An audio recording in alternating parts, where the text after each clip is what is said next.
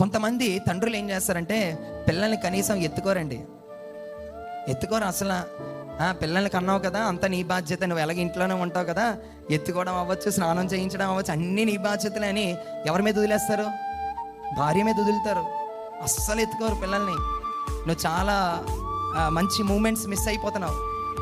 నా కుమార్తె అండి, నిన్నటి తిన్నాను, మా అమ్మగారు చెప్తా ఉన్నారు. నేను బయటికి వెళ్ళాం చిన్న పని మీద.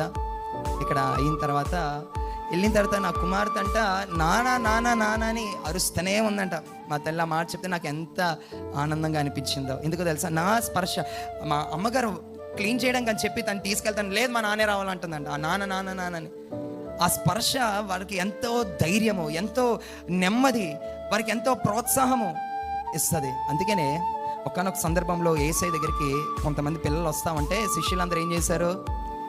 మీరు వెళ్ళడానికి వీల్లేదు, యేసయ్య బిజీగా ఉన్నారు, ప్రసంగం చేస్తూ ఉన్నారు అని శిష్యులందరూ కూడా పక్కన పెడతా ఉంటే యేసయ్య పిల్లల్ని దగ్గరికి పిలిచి ఇలాంటి వారిదే పరలోక రాజ్యం అని చెప్పి విడిచిపెట్టలేదు. కానీ ఏం చేశారో తెలుసా? యేసయ్యలో ఉన్న మంచి లక్షణము, ఆ బిడ్డలను ఎత్తి కౌగిలించుకొని వారి మీద చేతులుంచి ఎత్తుకోవాల్సిన పని ఏంటండి?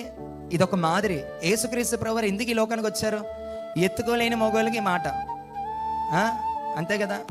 యేసుక్రీస్తు వారు పిల్లల్ని ఎత్తుకొని వారి మీద చేతులుంచి ఆశీర్వదించాడు. ఇక్కడున్న తండ్రులు ఎంతమంది ఆ విధంగా చేశారు? చేతులుంచి మీ పిల్లల మీద చేతులుంచి ప్రార్థన చేసి వారిని ఆశీర్వదిస్తున్నారా? నువ్వు అలా కానీ ప్రతిరోజు వారి మీద చేతులుంచి ఆశీర్వదిస్తే నీలో నుంచి ఆశీర్వాదము వారిలోకి వెళ్తుంది. హల్లెలూయా.